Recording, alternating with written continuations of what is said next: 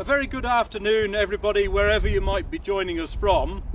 Welcome to the Battle of Prestonpans 1745 Heritage Trust's commemoration of the loss of HMS Fox, which went down here back 275 years ago in November 1745.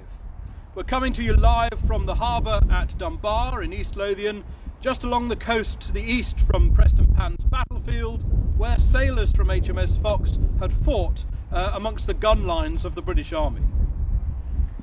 HMS Fox was a relatively new ship. It was a sixth-rate frigate, a small Royal Navy vessel that had been launched on the 1st of May 1740. So it was just 5 years old when it was lost in 1745. That ship, built down in Rotherhithe, was captained in 1745 by Edmund Beaver. It was a busy, bustling place, and if you can't imagine the sight of a frigate in the 1740s, then I can tell you that it was the same length as the distance from the archway here at the Lammer Island Battery all the way to the wall on the far side of it. So this monument represents the same length as HMS Fox.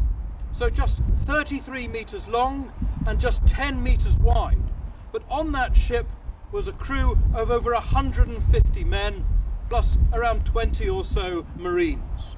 So it was a busy, bustling ship, a close community of men who knew their business and their trade, and who'd done their best to provide security and support for the transport fleet which had escorted Sir John Cope's army from Aberdeen down to the harbour here at Dunbar in September 1745, ahead of their fateful march to the Battle of Prestonpans. After the battle, traditions say that some of the local gentlemen of East Lothian put aboard HMS Fox some of their private belongings in the hope that it would keep them out of the hands of any Jacobite marauders. There's another tradition that perhaps some Jacobite prisoners had been taken aboard HMS Fox, although it seems doubtful. And there's a further suggestion that maybe some of the military treasury, which was lost by Sir John Cope at the Battle of Prestonpans, had been kept back from the army and was still stashed aboard HMS Fox when it was lost. But the most important thing about this ship is that there's that large community of men aboard it on the 14th of November 1745 when disaster struck. A terrible gale blew up on that fateful day, and Fox was out here in the Firth of Forth patrolling the waterways to prevent French ships supplying the Jacobites in the hinterland of Scotland. The main Jacobite army, led by Prince Charlie, was already on its march towards London, so all eyes were on what was happening there. But the French had also started landing supports here, and there was a second Jacobite army being created here in Scotland. So HMS Fox's duties were very important to the government's cause. But on that wild afternoon, as the storm blew up, Fox was blown back towards Dunbar. And as the storm got worse, and many other ships were suffering in the Forth as well, the sloop Happy Janet, for example, which was owned by a Dunbar family before being leased to the Royal Navy, ran aground near Queensferry, but managed to be retrieved the following day. Fox wasn't so lucky, and as she came round off the coast here of Dunbar Harbour, she struck the rocks. She continued her journey, it seems, out into Belhaven Bay, and there, on that terrible night, the ship, during the storm, was so battered that it broke to pieces and went down. All hands were lost. We only know the names of two men so far who were aboard the ship when it sank. Captain Edmund Beaver himself, who was 43 years old and had been in the Navy since the 1720s, and one of his officers, Lieutenant Peter Rattenbury, he was 35 years old and had been in the Navy since he was a youngster, 12 years old, when he'd first joined a ship as a servant. We don't know the names of the rest of those men that perished. But we can, even in these conditions here today, with the wind getting up and the rain starting to fall, we can pause to remember what happened here 275 years ago. One of the references we have to that event is a letter sent by someone who lived in one of the houses here in Dunbar, which was picked up by some of the newspapers in England.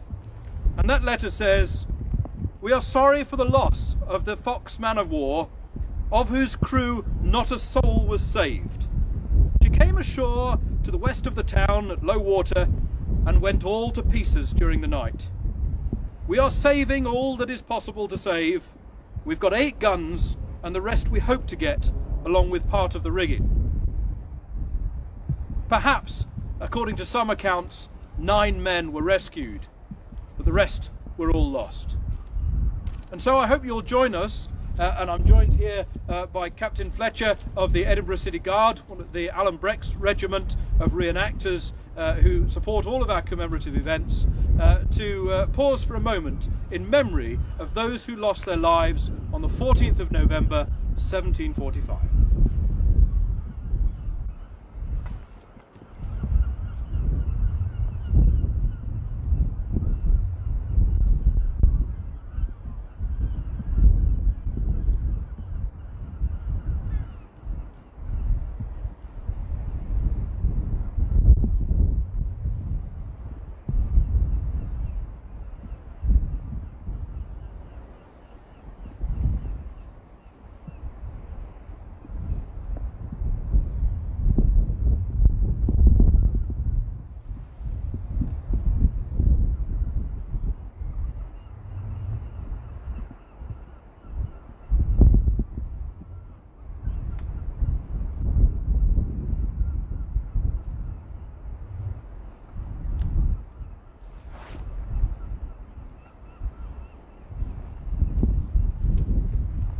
It's perhaps hard for us to imagine, 275 years on, the scenes that must have taken place aboard Fox as the ship literally disintegrated.